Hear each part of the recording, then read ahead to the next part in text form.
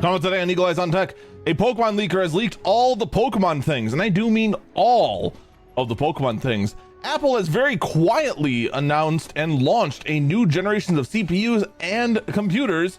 OpenAI may embrace Erotica, and the story everyone is talking about, Twitch absolutely fails at holding a convention. All that and more coming up today on Eagle Eyes on Tech.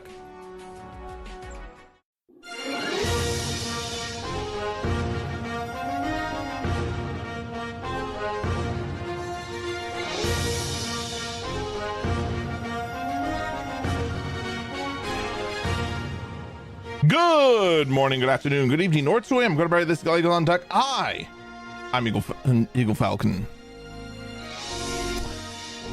Oh, all right. Everyone wants to talk about Twitch. Twitch had their convention, or that's currently on the last day as we're recording this. Big news broke out of there on day one. Because it does cover sensitive topics. In this case, covering SA.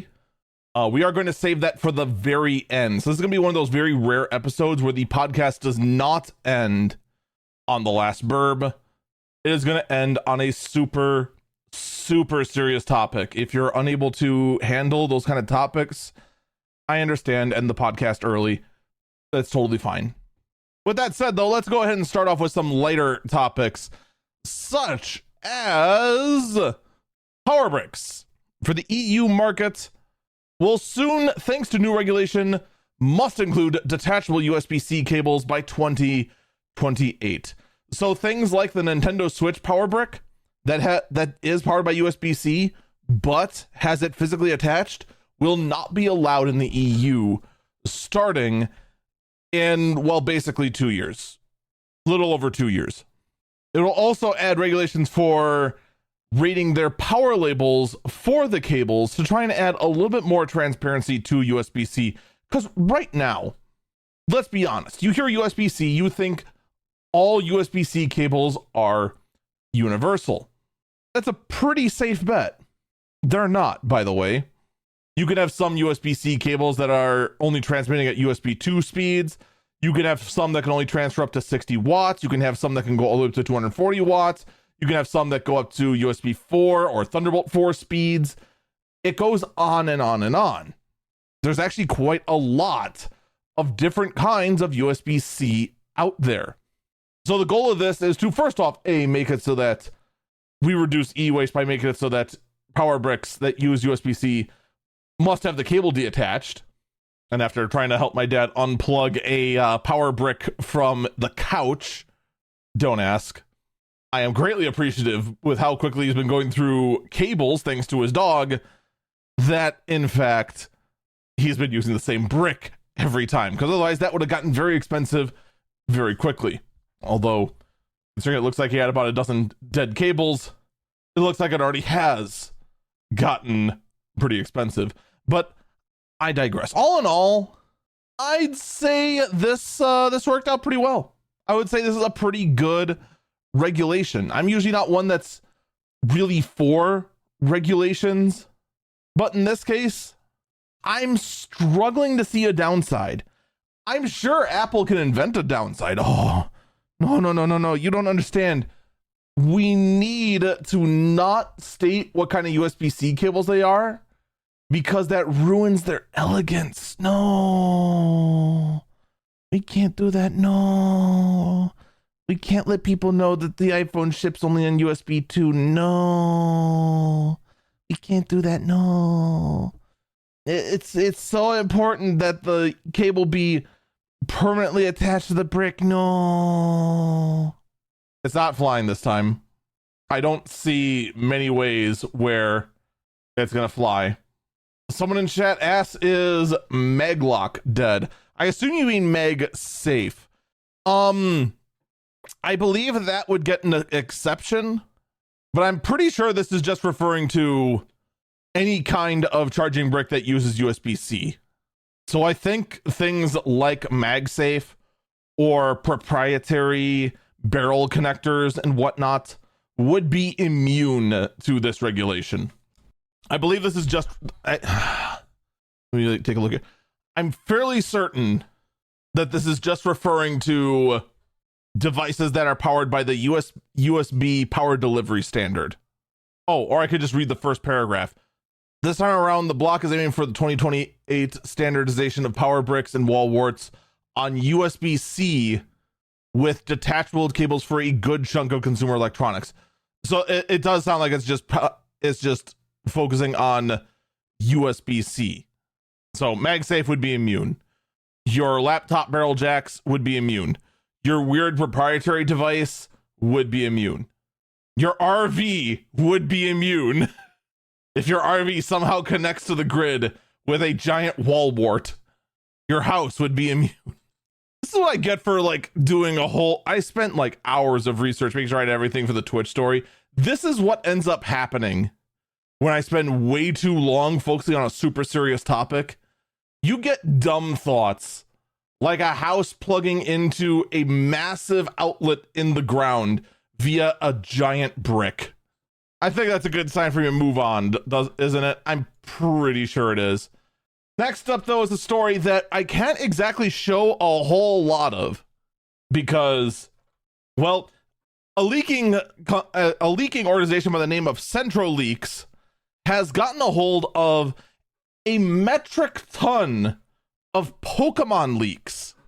And I do mean a metric ton, including timeframes for the next several games, including the Gen 10 game that is allegedly going to be called Pokemon Winds and Waves, that are going to include more, quote, MMO-like features, which either means A, multiplayer is going to get very interesting, or B, it's going to be very soulless and grindy. One of the two. And then we also have something referred to as Project Seed, an alleged multi-region remake.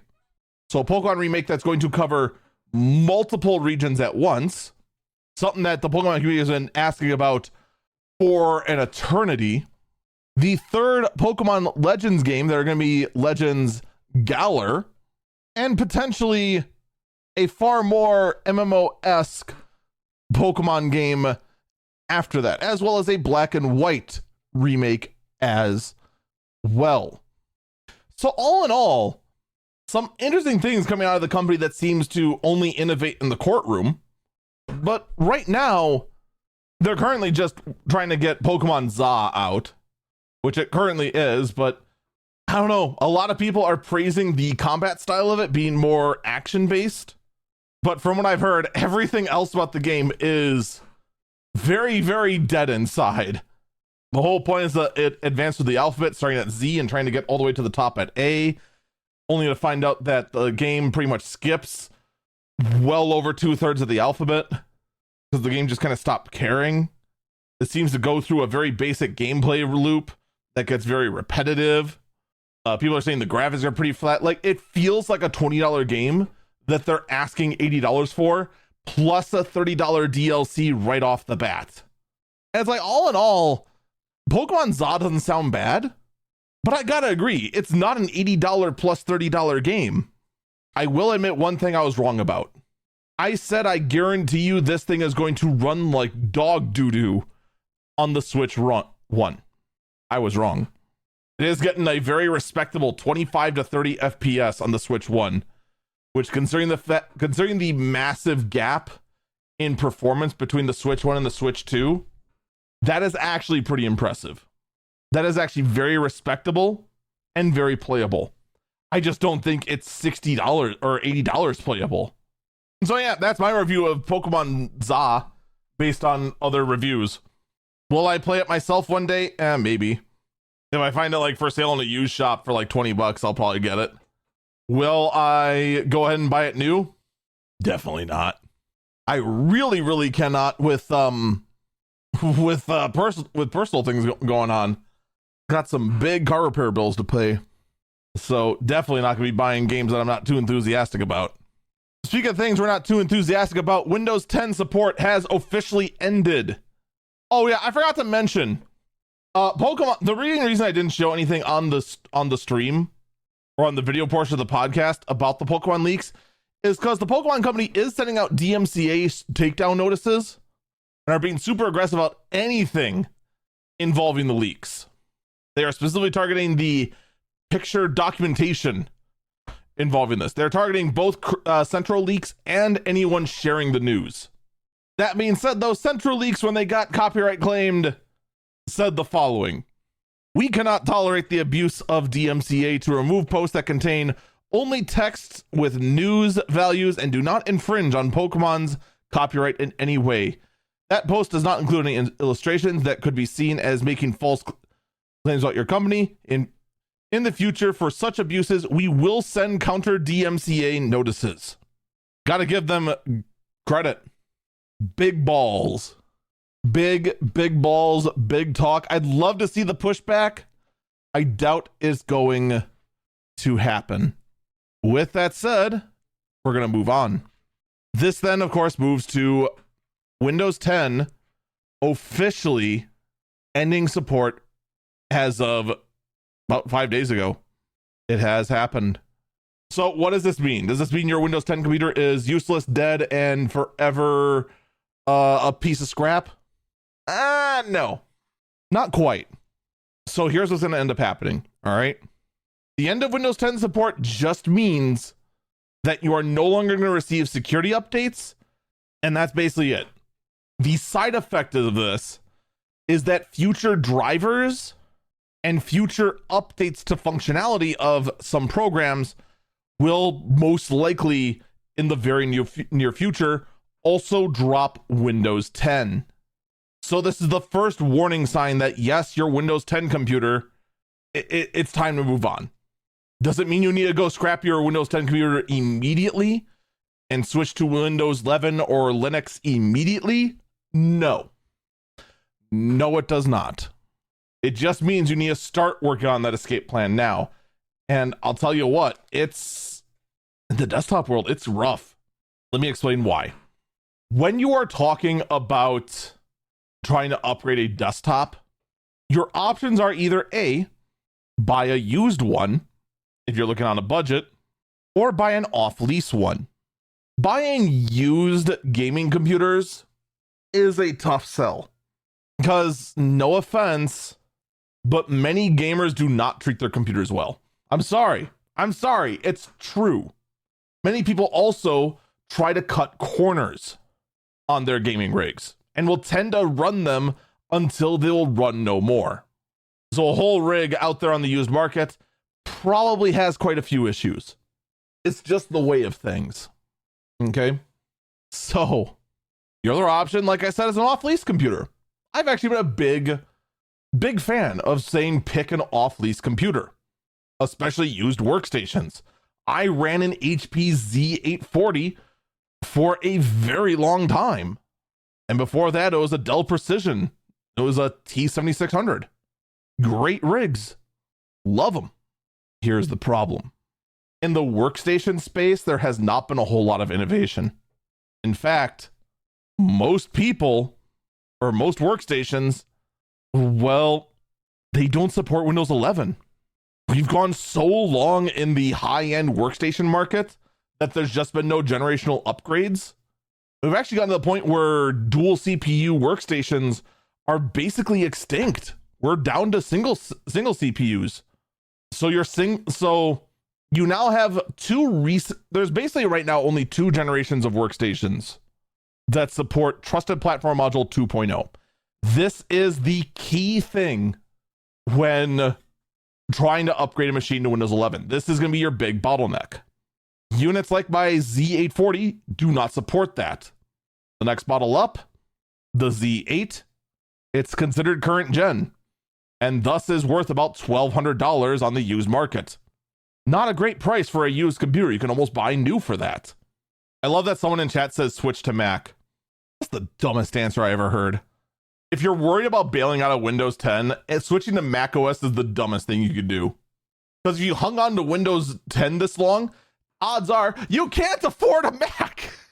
But okay, workstation class computers are out of the picture. What about just regular off-lease desktops?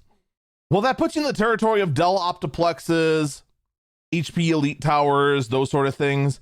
And the problem with all of those, Lenovo not Think Stations, Think Centers, what are some of the other ones? Acer's Stinky Hole or whatever that they call theirs.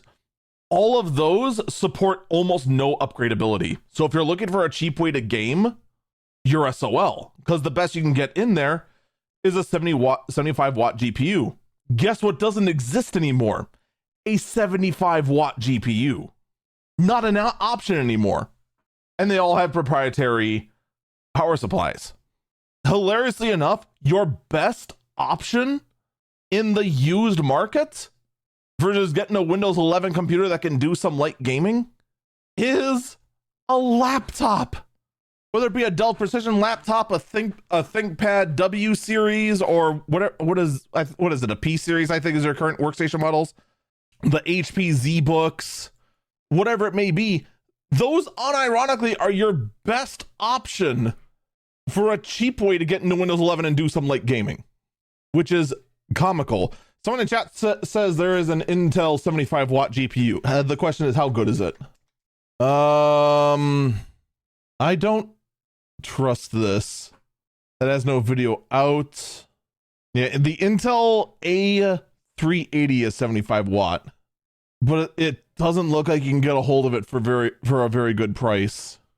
I guess you could do that, but man, I guess you could go a Dell Optiplex mid tower, throw an Arc A380 in it. Maybe that would work well for you. I would feel more comfortable doing more research before recommending that. But my point is that for a lot of people, there's not a lot of cheap options to get out of Windows 10, which then also makes the switch to Mac option even more laughable, especially since it looks like our dream of an ultra cheap Mac laptop is not happening this year at the very least. Well, Apple, you should do it. Do it. It'd be so funny. I unironically want to see the $600 Apple laptop to come to fruition, just to be a challenge to the entire PC marketplace going, ha, let's see you go ahead and compete with that. It'd be fantastic. It would be great. In other news, though, Steam has hit a new record with a grand total of over 41.6 million players. Someone in chat says the M1 Air. A used, out-of-date laptop is not what we're talking about. You cannot look at an obsolete laptop and say, we already have the $600 Mac. Hurdy-durdy-dur. Stop. Cease. That's not, no, bad. Stop being silly in the head. 600 new is not the same as 600 obsolete. Besides, we want to go down that route. I have a $50 computer behind me. What's your excuse? Just because mine's obsolete too doesn't change anything.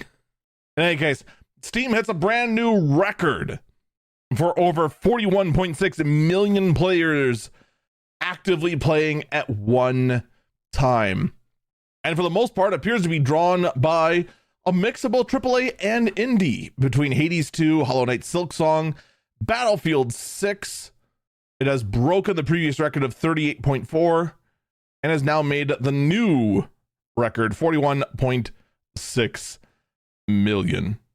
I do wonder what percentage of that is Battlefield 6, because I know Battlefield 6 was doing a lot of numbers when it launched.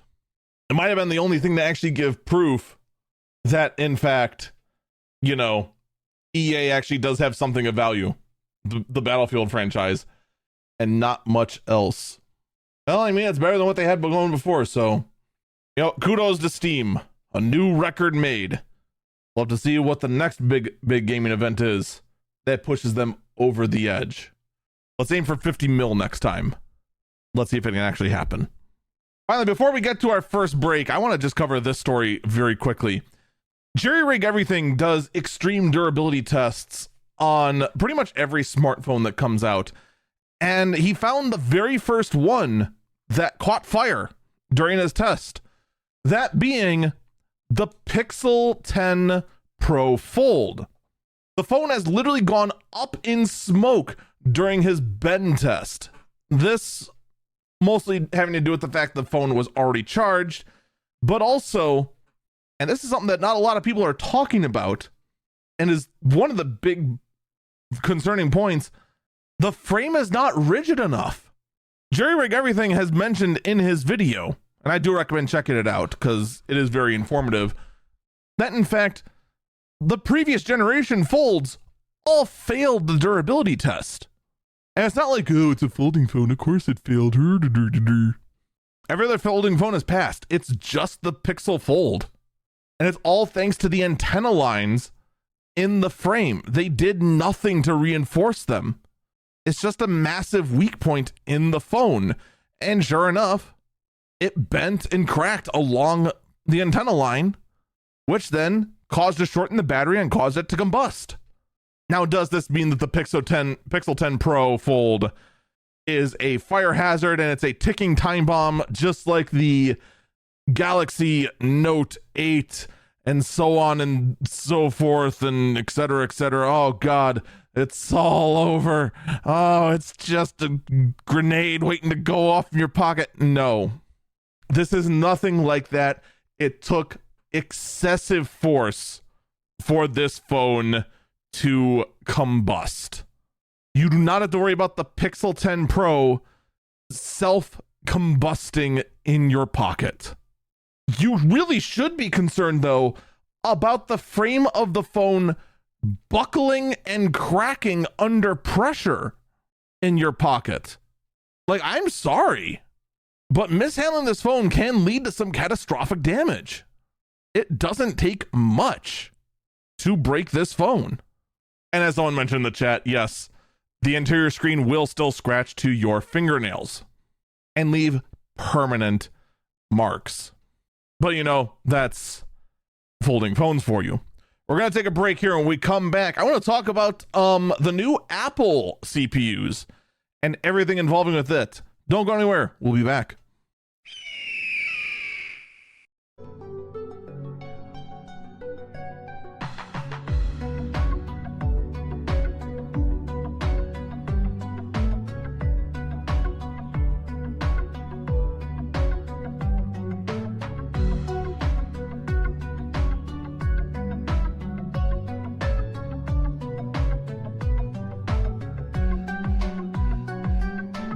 Welcome back, Eagle Eyes on Tech. I'm Eagle Falcon. You know what the funny thing is with this next story? This next story literally flew under my radar the day after it happened, because this press release from Apple announced to so little fanfare, none of the tech news aggregators really picked it up in any seriousness. It wasn't until like a couple days later, it's like, oh, well, that happened. Whoa, okay. Neat. This is most likely going to be our last Apple upgrade for the year, and it's almost about exactly what we got to say, what we expect. You know, Apple has announced the release of the M5 processor, the next big leap in AI performance for Apple, for whatever, delivering 4 times the peak GPU, whatever, and featuring the new next generation 3 nanometer, whatever. 45 higher, whatever, with a 10 core, whatever. This is the problem. This is the problem with Apple. So you notice what's all missing? There's no graphs, because they know the graphs mean nothing. You want to know why I'm not even bothering with the numbers they produce? Because the numbers mean nothing. The only thing that's of note here is the fact they say they're going to use a 10 core CPU, which is 6 E cores and 4 P cores, which is also a big whatever. The rest of these numbers mean nothing. You know, here's the best thing. Someone in chat says, but AI. Here's my counterpoint. They don't even give a fake metric for how much better their AI performance is. This chip, as far as I can tell, is such a meh, whatever, who cares upgrade that not even Apple can BS their way into being excited about this chip. There was no keynote announcement. There was no video of some random schmuck in a lab coat telling you how they slaved night and day to make this CPU 48 times better than your mom's tuna casserole, or whatever comparison they want to go ahead and use to make big number better. There's none of that here. They barely introduced anything to even say, hey, it's better than X, Y, or Z. None of that was present. So I guess it just means, yeah, there's an M5 processor out there. How good is it actually? I'm guessing not very good. I'm guessing it's slightly better, a generational uplift. But we won't know until independent reviewers get their hands on these new units. And we do have new computers with them in it. We have the new iPad Pro having the new M5 chip in it, even though the iPad Pro with the M4 chip in it was way more power than you would ever feasibly need inside an iPad. That's not very helpful, is it? But it includes all kinds of other capabilities, such as nothing really, because it's the exact same design, but it has an M5 in it now. So it's better than last gen by an unknown amount. They're going to say up to 3.5 times more AI performance than iPad Pro with M4 and 5.6 times faster than iPad Pro with M1 for AI performance. I don't know what AI workloads you do on an iPad, but yay. Okay, so maybe the iPad Pro isn't that big a deal, but wait, we also have the new baseline MacBook Pro, also powered with the M5 chip. This also is a big leap in AI performance for the Mac, featuring 3.5 times more performance for AI workflows and a 24-hour battery life that already existed. Yay. By the by, this now does mean that if the thing actually is as good at AI as they claim it is, you have an awkward moment where if you get too strong on a MacBook Pro, you might end up with the older M4 chip and thus actually getting less performance, because they only made an M5 chip. They did not make an M5 Pro or M5 Max or M9 Ultra or M5 Ultra. That's not a thing they did. It's just the base M5. And only in the MacBook Pro and iPad Pro and this last product, the Vision Pro. Yeah, they actually updated the Vision Pro. It's still there. So this might actually be the first update the Vision Pro has actually gotten that wasn't software. Pretty sure it's still $3,500. So maybe don't do that. Someone in chat said my Vision Pro was now obsolete. No, you foolish fool. It was obsolete the moment you bought it. Man, the Vision Pro really is just like the weird stepchild of Apple. They came out, they thought it was going to be a big thing. It really wasn't. No one knows what to do with it. Then they hide it in the closet. And occasionally bring it out of the closet and go, look at this thing that we hid in the closet. And we're all like, cool, what is it? And then they throw it back in the closet. Okay. So yeah, that's all the upgrades that Apple did. That's probably all we're going to see too, unfortunately. Which, I mean, makes the spring update pretty easy. It's going to be MacBook Air with M5. It's going to be maybe the iMac. What is the iMac running right now, actually? Like, is the iMac still on like the M3? Oh no, it is on the M4. Okay, it at least did get updated to that. Phew! For a moment, I thought it was going to be hilarious. What about the Mac Mini? Are we still on M4 with the Mac Mini? I'm pretty sure we're up to M4 with the Mac Mini. It at least seems like the Mac Mini Apple is staying pretty on top of. Yeah, it's all M4 with the highest end being an M4 Pro. Mac Studio might be obsolete. Mac Studio. Oh, this is actually funny. The Mac Studio, the cheap version, runs an M4 Max, but the $4,000 version runs on the Apple M3 Ultra chip. This is 2 generations old, but it's just 2 older chips fused into one, whereas the cheaper one is just a single newer chip. I gotta know. How much have they neglected the cheese grater? The cheese grater. Ooh. The $7,000 cheese grater is on the M2 Ultra. Ooh. Yikes. Just in case you thought Apple cared about their power users, a quick reminder, they don't. They really, really don't. Reviews are coming out, though, for the ROG Xbox Ally. Both the Ally 1 and the Ally X. And a lot of people are saying that the performance of the Ally X, the $1,000 version, does feel way, way better. So a lot of reviewers are saying the Ally X is the way to go because of the extra performance. And for the most part, the thing performs respectably well. And they're saying, oh, this is great. It's an my personal favorite here is this one from Engadget. An extra life for Xbox. It's a good argument. Here's my counterpoint.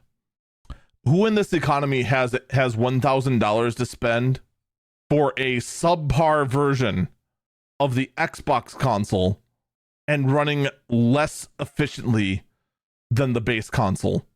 In fact, I'm going to go ahead and say something that a lot of the reviewers aren't. Because the reviewers go ahead and get a briefing from Xbox on the whole thing, the whole way this thing works. They're told, okay, you can play these sorts of games because they're in this tier of game. Let me ask you this, listener. Do you think that all Xbox games will play on all forms of Xbox console? I'm talking current gen. If I were to go ahead and say get whatever the latest and greatest Xbox game is, I'm not going to name anything specifically. Do you think it's fair to assume that that would run on the Xbox Series S, the Xbox Series X, and these new alleged Xbox handhelds? Or even better yet, would they also, you'd also expect them to run on the cloud client, right? You would expect the Xbox games to work on the latest Xbox quote unquote consoles, right? Because keep in mind, the ROG Xbox Ally is an official. This isn't just like, oh, this is Asus just kind of trying to fake be an Xbox, but they paid for the licensing for Xbox or something. No. They are partnered with Xbox. This is considered part of the Xbox lineup, the Xbox ROG Ally. You'd expect all Xbox games to work on it, correct? It doesn't. First off, you already got the problem of some games not working on the Xbox Series X, but not on the Xbox Series S, just because of hardware limitations. That's very, very few and far between, but there are a few that do that. But the thing is that this Xbox ROG Ally will only play Xbox Anywhere titles. So you got your Xbox titles, your Xbox Anywhere titles, your Xbox Cloud titles. Some of them are interchangeable with each other. Some of them aren't. And I have to ask, okay, what makes you think gamers want to deal with this extra complexity? Especially console gamers. I don't mean that as saying console gamers are stupid. What I'm saying is that odds are, if you just went ahead and got a console, you most likely got a console because you just wanted to go ahead, take box, hooked up to TV, get game, insert game, play game, enjoy life without complexity. You don't want to go ahead and have to take a small course on how to Xbox game. You just want to go play game. You just want to go ahead and enjoy game. That's your goal. More likely than not. I think that's going to be the biggest problem of the Xbox Ally. Not just the fact that the Xbox Ally X, the good version, is $1,000. We're ripping on Nintendo for a $450 handheld. What makes you think $1,000 for your handheld is a good idea? The worst part is that a ton of people did buy the $450 Switch 2 handheld. I almost did. Now I can't. Yay, economy. And then on top of that, this thing, even though it is an official Xbox licensed product, it's not.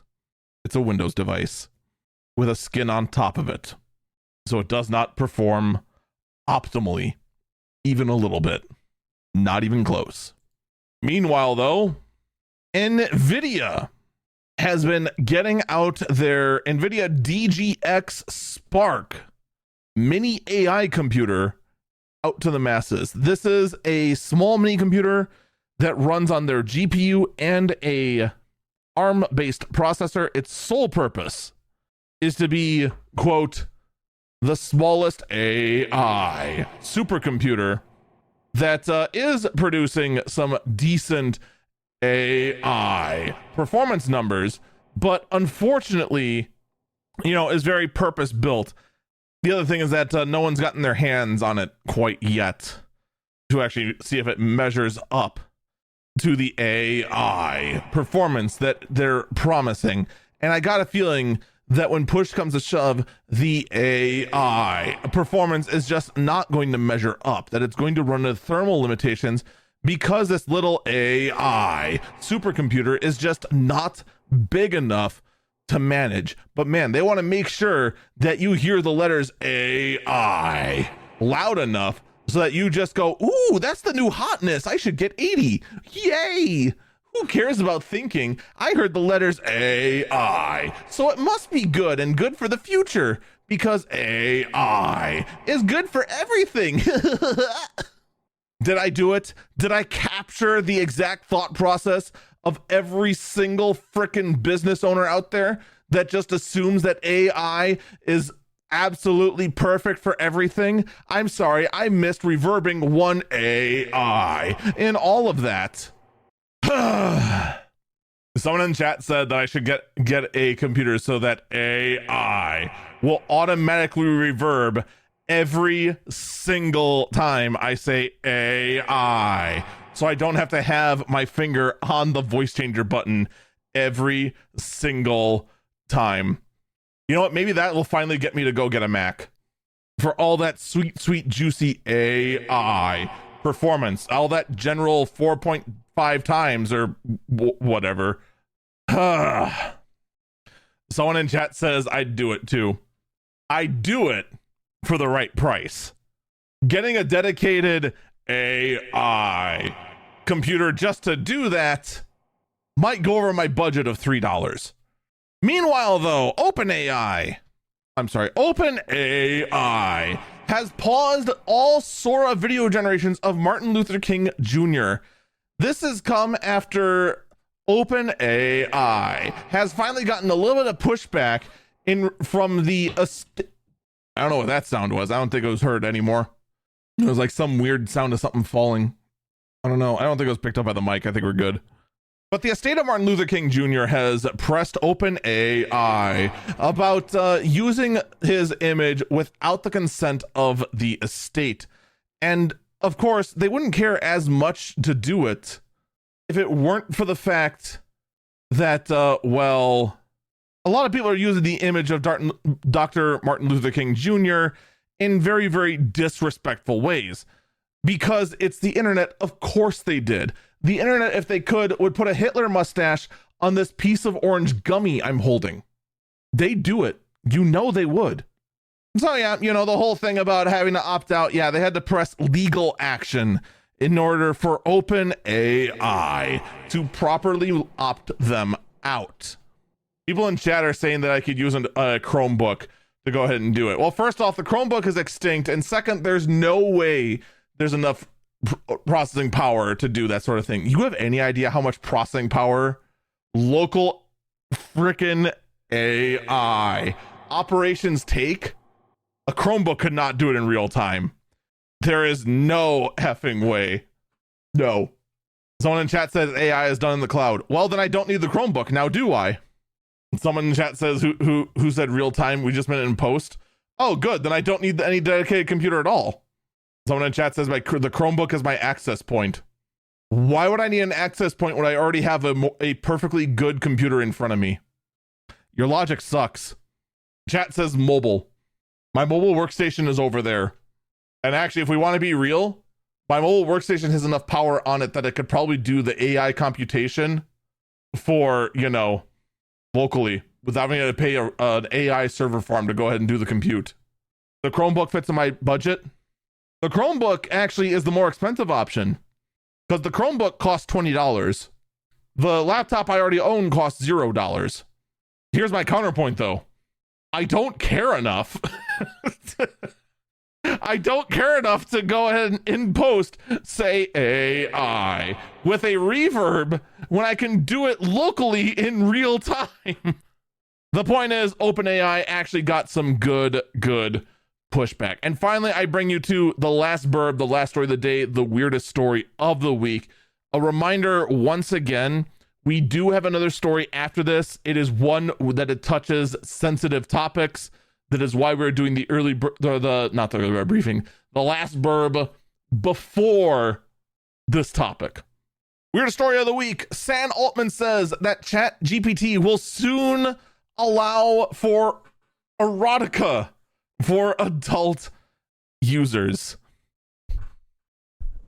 According to TechCrunch, OpenAI CEO Sam Altman announced on a post on Twitter on Twitter Tuesday, the company will soon relax some of ChatGPT's safety restrictions, allowing users to make chatbots' responses friendlier or more human-like for verified adults to engage in erotic conversations.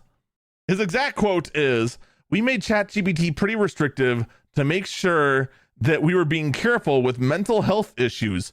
We realized this has made it less useful and enjoyable to many users who had no mental health problems, but given a seriousness to the issue, we wanted to get this right," said Altman. In December, as we roll out age gating more fully as part of our treat adult users like adult principles, we will allow even more like erotica for verified adults. So here's what we're going to be getting. We are going to be seeing more adult only features from the company that put child protection services on, where the child could turn off their own child protection services. Good job. We'll see if they go ahead and actually like fix their family features, go ahead and make it so that, all of this will be fantastic. But I cannot wait for someone to go ahead and get ChatGPT to go ahead and start writing up fan fiction or just lewd stories about Sam Altman and those features yanked out of ChatGPT as fast as possible. Now, as far as I'm aware, this is strictly to ChatGPT. This is not to any of their video making services or their picture making services. This is just going to be for written smut, which basically means that all the fan fiction writers and all the erotica forum dwellers, I'm sorry, AI is taking your job. We knew it was going to happen eventually. We are going to take our last break here, even though that was the last burb. Coming up next, we need to talk about the things that Twitch has announced, and far more importantly, the things Twitch has very recently failed. Don't go anywhere. We'll be back.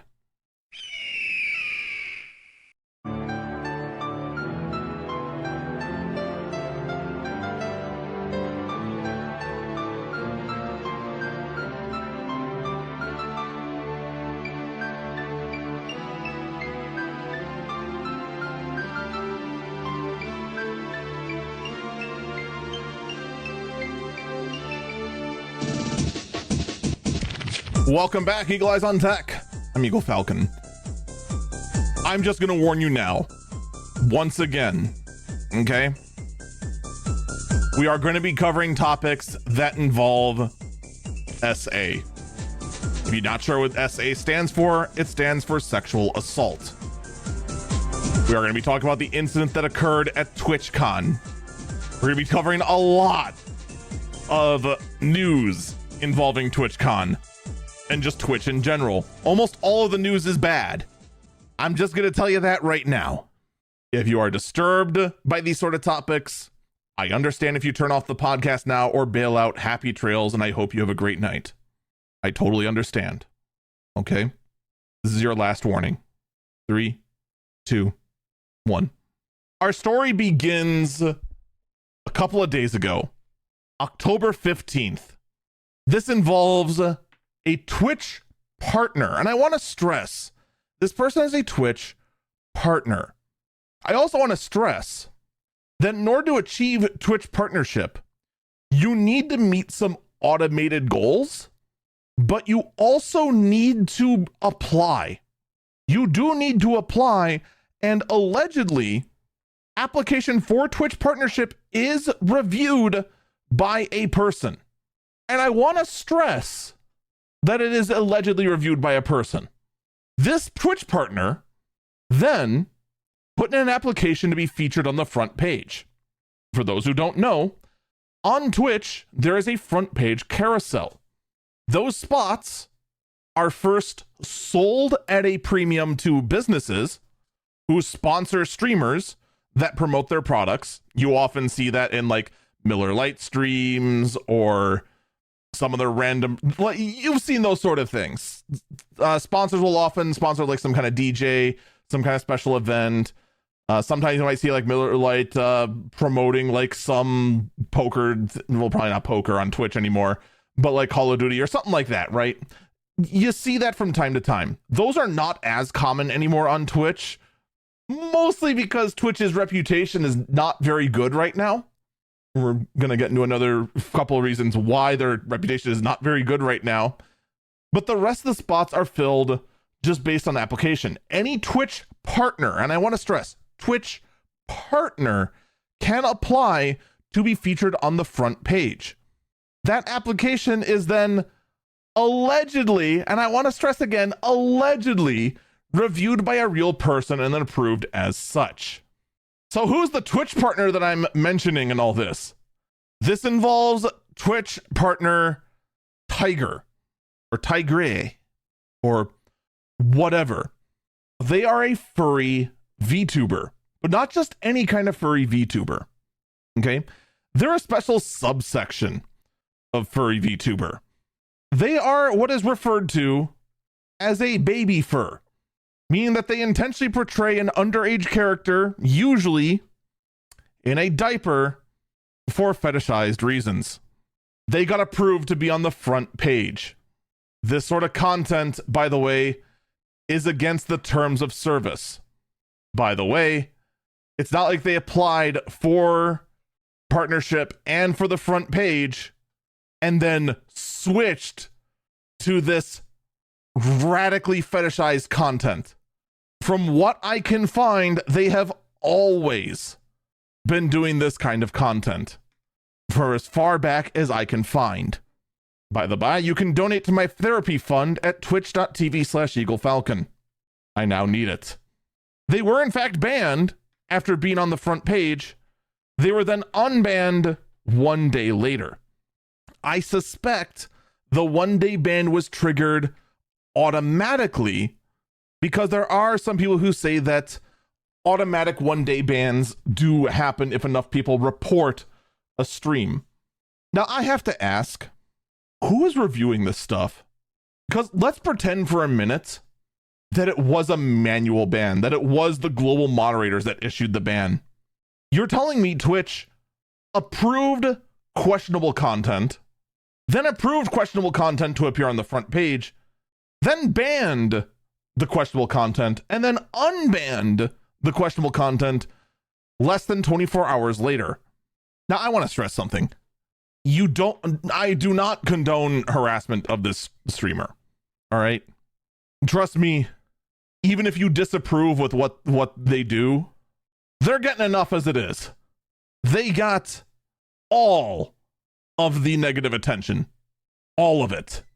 You don't need to get involved. You're going to be better to not get involved.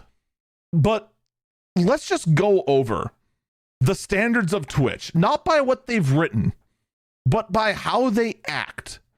Underage fetish content, 24-hour ban, but you are allowed on the front page for some reason. A streamer says that Americans deserve 9/11 and that all soldiers deserve PTSD, no ban. Someone else calling that same disrespectful streamer fat, 2-week ban. VTubers showing too much thigh, multiple weeks to permanent bans. Shocking a dog on stream, no ban. Waving a firearm around on stream, no ban. Threatening violence against political figures, no ban. Threatening violence against business owners, no ban. Showing active riots, no ban. Reading off a manifesto, no ban. You get the idea, right? The level of and the thing is that, like, most of those that I've said that are no ban, it's not like they slid under the radar. These are very prominent and ended up being news grabbing moments from Twitch. It's not like it slipped under the mod radar, unless the mods just simply decided to ignore the general reports they receive. You look at all of the standards Twitch pulls, it doesn't make any sense. Now, let's go back a little bit. Okay? A number of Twitch streamers, we're now approaching TwitchCon. TwitchCon, by the way, is happening this weekend. At the time of recording, it is winding down. Okay? Before TwitchCon, multiple top creators said publicly they are not attending TwitchCon, and thus their appearances there are going to be canceled. Twitch then publicly stated that they are upping the security on site. I want to stress this again. They are upping the security. They are working with venue security, along with the San Diego police. There's going to be a rapid response command center. There's going to be visible and hidden security on site, as well as a clear attendance policy. They went out and put a massive post about this. Big post. We're going to make sure security is top notch. There's going to be no problems at all. It is at this point that you are clearly saying that sometimes foreshadowing is relatively obvious. It kind of is, isn't it? But before we get to how this is foreshadowing, maybe we should cover some of the good things that happened. I mean, first off, Twitch went ahead, celebrated. This is their 10th TwitchCon out there. This is a 10-year anniversary of TwitchCon.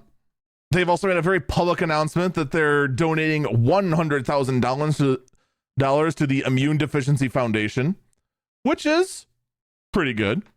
Someone in chat is also pointing out that TwitchCon is officially over at the time of recording.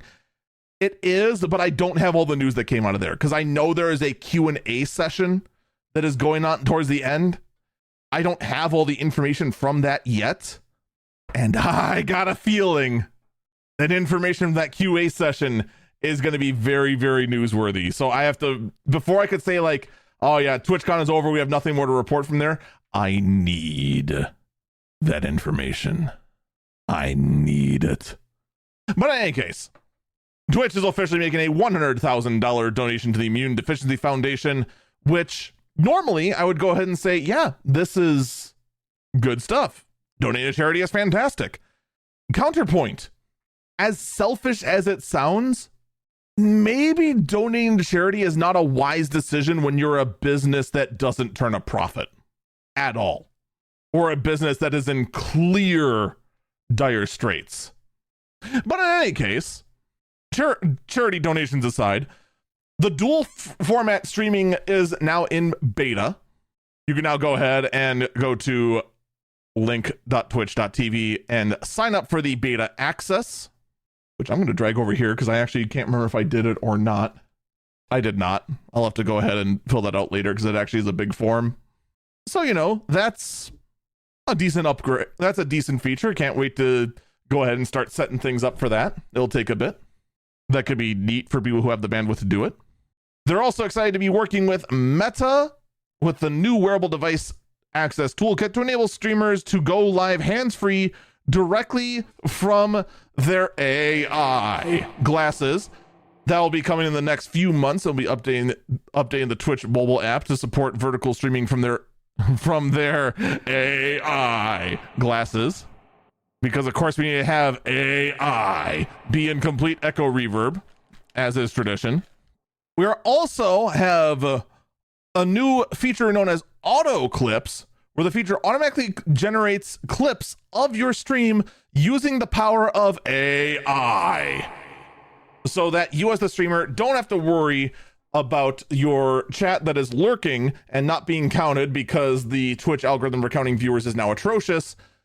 To go ahead and clip that sort of thing, you can instead count on the power of AI that Twitch can't afford to go ahead and clip everything for you poorly. Good stuff. In addition, watch streaks are rolling out in the next 2 weeks. Is this like the 4th time that watch streaks are rolling out? Bro, we've had watch streaks of over 100. I've had people in my chat with over 100 days of watch streaks. And then I've ruined it by doing a driving stream. How is this just rolling out when we've had it for months? Oh, Twitch, oh, Twitch, oh, Twitch, oh, Twitch. What is wrong with you? What is wrong with you? In any case, though, later this year, there'll be a recent update that'll help you showcase the power of co-streaming events on Twitch and showing combined view counts of everyone co-streaming that event. Okay. And then, of course, over the last year, they've launched a number of on-site updates to help streamers get sponsorship directly from within the greater dashboard. They'll continue to scale up sponsorship offers to partners, and they're looking forward to welcome affiliates next year. The bounty board will be moving into the dashboard alongside all of your sponsorship offers. I still have not received a bounty board at all, but I'm also small potatoes. Someone in chat asks, is the watch streak functionally trackable through the app? That would be your guess. Here's what I assume they mean. Okay. I think here on our own channel, we got early access and they failed to include the fact that it's early access, so that we were part of a beta test without knowing that we were part of a beta test. Because there's supposed to be other features of it, like, say, watching a VOD and continuing your watch streak if you missed a day, those sort of things. And those never really fully rolled out. I think they're talking about, like, fully every single feature, no longer in beta testing and that sort of thing. The full features rolling out. It's just that for channels like mine, where we had the watch streak feature forever, it just sounds very, what, it's only coming out now? Whee! In addition, they are also making your channel, they're managing your channel even easier. They're releasing 2 new roles for streamers to appoint by the end of the year. The one is their agents or managers. This will be to view analytics and financial information, including earnings, audience demographics, as well as receive updates about sponsorship opportunities. And the second is their lead moderator. The lead mod can add or remove other mods and update all your channel's moderation settings. Honestly, 2 good ads that I'm surprised took this long. Not gonna lie. They'll also be expanding their creator club program where you can connect with, it doesn't matter, nobody cares. Oh, they are going to be adding clubs for tabletop and retro gaming. I guess that actually does matter. And that's pretty much it. The rest is just trying to glaze very choice partners. And that's basically all the good news out of TwitchCon. So yeah, TwitchCon was great. Bunch of minor updates touted as major things. Some things you're almost excited for, but not really. Everything went well at TwitchCon, right? Yeah, let's get to the essay. So remember how they said they were going to go ahead and double and triple up on their security? Day 1. Day freaking 1. The very first day. Twitch partner Emiru was assaulted. Guy bypassed security, skipped the line, got right up to her, and tried to force a kiss. She was sexually assaulted right at her meet and greet. It wasn't until she screamed and someone came up to, I can't show the clip because it's, you know, showing SA and it's going to get flagged and get the podcast pulled. But it wasn't until she screamed that security came to run up, grab the guy and shove him away. But it gets better. The security that came up was not Twitch security. It was not even convention security. It wasn't even the police that were allegedly on site. It was her one personal security guard. And not even her personal choice one. Her personal choice one had to go stop a guy last year held a perp in place until the cops arrived, and because of that, that guy was banned forever from TwitchCon. So at TwitchCon, we had a sexual assault happen in broad daylight at a meet and greet with one of your highest profile streamers, and your security was nowhere. Twitch then issues the following response, which already has been community noted, which also I just want to state, yes, Twitter is now a worse site than it was. But holy smokes, was community notes probably one of the best features added to Twitter. If Twitter just stayed the way it was and just got community notes, perfect website. Anyway, the post from Twitch reads as follows. The safety and security of all those attending TwitchCon is our highest priority.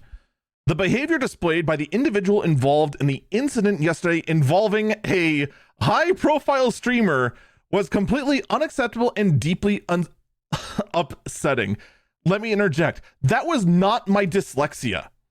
That is not my undiagnosed dyslexia. That is exactly how it's written. The behavior displayed by the individual involved in the incident yesterday involving a high-profile streamer. First off, we're not naming the streamer, huh? Is this because this is a boilerplate response that you just have this copy pasted in the background? Or is this because you don't want to mention Emiru because you don't want SEO to make yourselves look even worse? Either way, this has backfired. The statement continues. In line with existing TwitchCon protocols, law enforcement and event security were on site and responded to the incident. We immediately blocked this individual from returning to TwitchCon premises, and they are banned indefinitely from Twitch, both online and in-person events. We are coordinating with the impacted creators team per our standard protocols. Continue to cooperate with any law enforcement investigations. We have increased security at the meet and greet attendee checkpoint and will continue to have additional security personnel surrounding participating streamers. If you've RSVP'd to a meet and greet, please note that we are unable to accommodate +1 for the remainder of the event. Twitch has a zero tolerance for harassment or acts that inhibit the safety and security of our community. That is a statement from Twitch. How much of that do you think is accurate? Someone in chat says 5%. You are correct. About 5% of this is correct. It was a good guess just because it already got community noted. The community note says that, in fact, the Twitch staff originally allowed the assailant to walk away and only apprehended and escorted him out when they were pressed to do so by Emiru's manager. Additionally, security hired by Twitch laughed at the situation straight after it happened and did nothing to assist, citing Emiru's initial statement. The con staff did nothing. They only finally did something when police got involved. And in fact, after the assault happened, he was seen still on the con grounds. The only action that was originally taken, and you're not going to believe me when I say this, because I don't believe me. I had to fact check this. The initial punishment the perpetrator received was a 30-day site-wide ban at twitch.tv for committing sexual assault. That's insane. I cannot even fathom the kind of mindset that goes into thinking that is a suitable I mean, first off, why would your first thought even go to the website you manage? I don't know how the response is anything but turn over to police, do not allow back on con grounds, and then, since you're already in contact with Emiru's manager, hand over the guy's Twitch ID so that they can permanently ban him from the Twitch channel if they want to. Maybe permanently ban him off twitch.tv in general. Like, to me, that's the no-brainer answer. No, instead they go ahead, let him walk free. There's also other clips going around showing that the con staff is not even bothering to check wristbands to see if people even have access to certain areas. One clip just showing that people just completely got into a restricted area with no credentials, completely skipped a line, no checking, no nothing. I'm pretty sure The very first Anime Milwaukee, the first anime convention I've ever been to, that all it was 10 of the conference rooms that were rented out at UWM had better security than this. In fact, yes, they did. Because at every single one of the rooms, they had someone go ahead and say, you have a badge, you can come in. Yeah, you have a badge, you can come in. No, you don't, you have to go. That was a convention of 100. That was a tiny itty bitty baby convention. So again, I point out, doubling and tripling up our security efforts with a rapid response team, venue security working with the San Diego police, visible and hidden security sites, and a clear attendance policy. How much of that was observed here? It apparently looks like none of it. And it's not like this is unique to this year either. There have been many lesser incidents that aren't as high profile as this one that have happened this year. There are many both high and low profile incidents that happened last year and the year before. The main reason that this is getting all the attention is because it is so blatant and the evidence is so obvious. There is no, well, how fast could security really have gotten there? Or, oh, well, you know, it sounds pretty bad, but it sounds like security got there pretty quick, so it probably wasn't that bad. There's no question here. Oh, security responded pretty quickly. Security responded not at all. I want to stress that again. Security did not respond. The only person that responded was a personal bodyguard. If this was a lower profile streamer that could not afford a bodyguard, what do they get? Molested on live stream fails? With security and police doing nothing? Which brings me to the title of today's episode. Well, actually, I do need to go ahead and get over some details, okay? Some last details. At this time, from what I know, Emiru, of course, is pressing charges against the assaulter. She has come out and openly said that.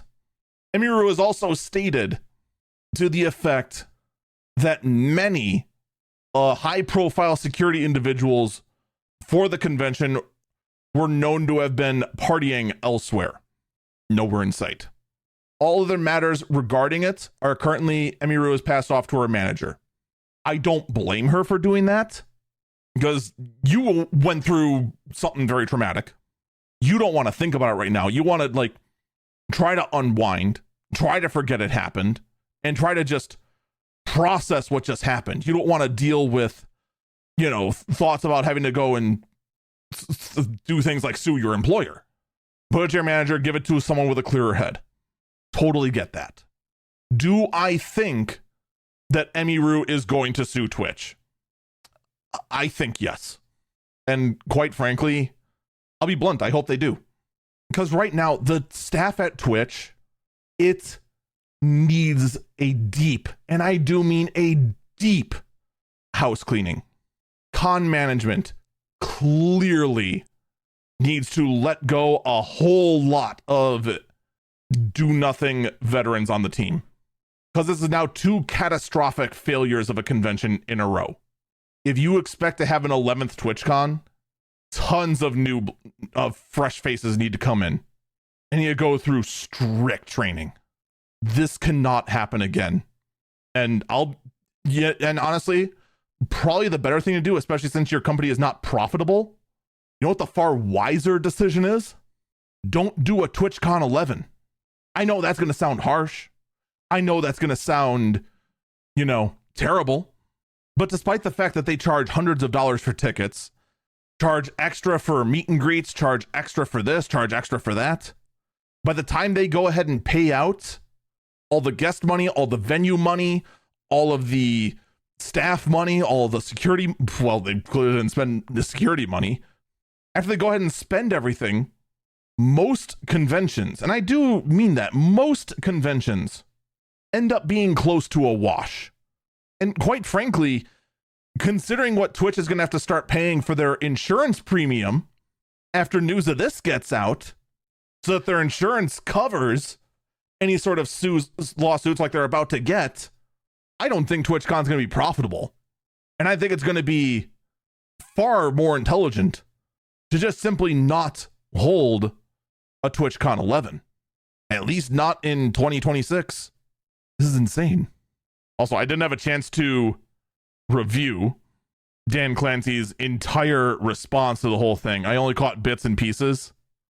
One of the things that Dan Clancy said to an interview from a journalist I don't like, Taylor Lorenz, who might be one of the worst journalists I have seen in a long time.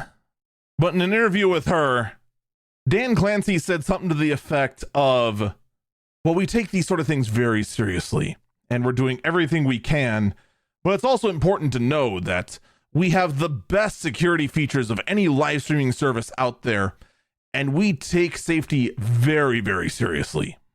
Yeah. I want to remind you, this is the same streaming platform that has streamers like Hassan Piker that try to rile up their viewers to go and slander people online, just blatantly make up accusations about their competitors, and they do nothing to reel that in. Look, at Twitch, we've gone through 2.5 CEOs. We started with the 2 original founders. One parted ways, the other just kind of let everything sit in a holding pattern and didn't do a whole lot to improve the platform. Then he stepped down. Dan Clancy came in. Dan Clancy originally started with the sole goal of trying to make Twitch profitable again and to actually improve. And admittedly, he did take steps initially to do just that. A lot of us don't like him because it means running a lot more ads.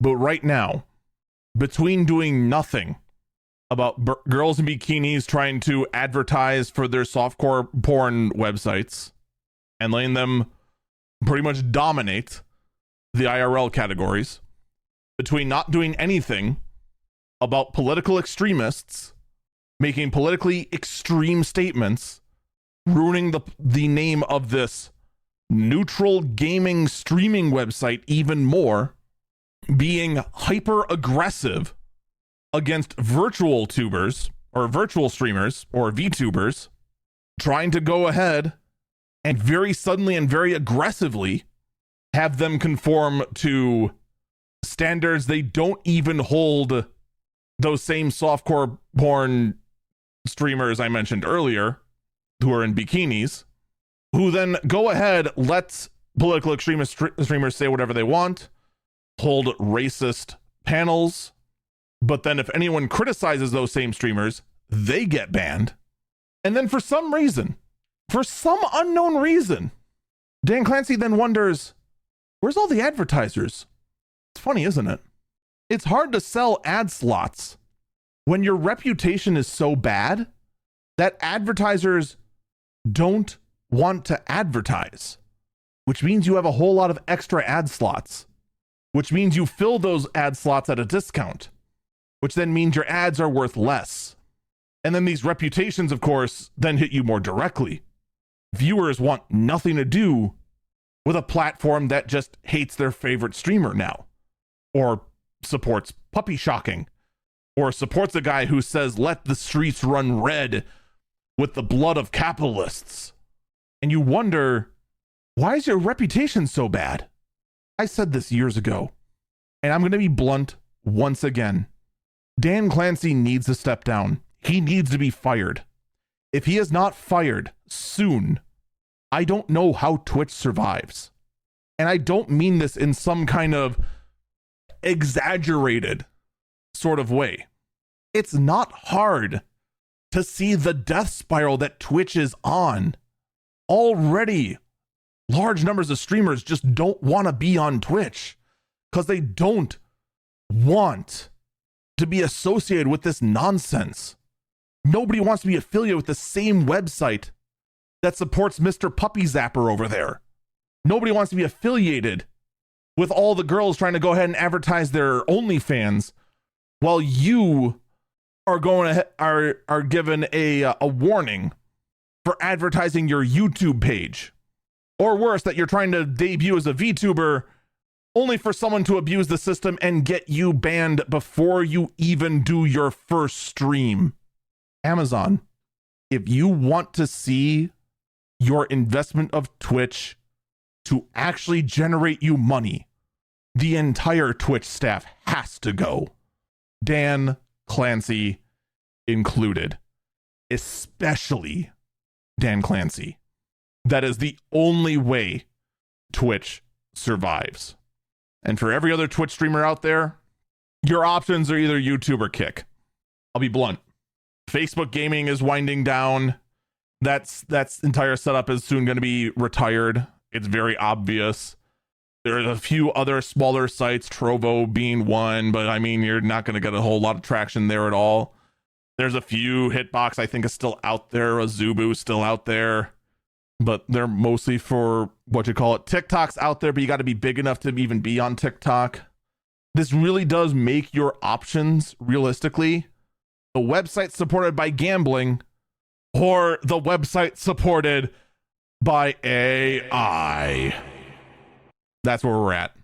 And I wish I had better news than that. But unfortunately, I really don't. I will say this. I do stream on YouTube and Twitch. So if Twitch dies, youtube.com/Eagle Falcon. Folks, that's going to do it for this episode of Eagle Eyes on Tech. Thank you so much for listening. And I do encourage you to check out my other works. Like I said, youtube.com/Eagle Falcon. Twitch.tv/Eagle Falcon for as long as it does exist. I do have a Kick page. I don't know if I'm going to use it. I mainly just did it so that no one could steal my username. Take care. I hope you have a good day. Bye-bye.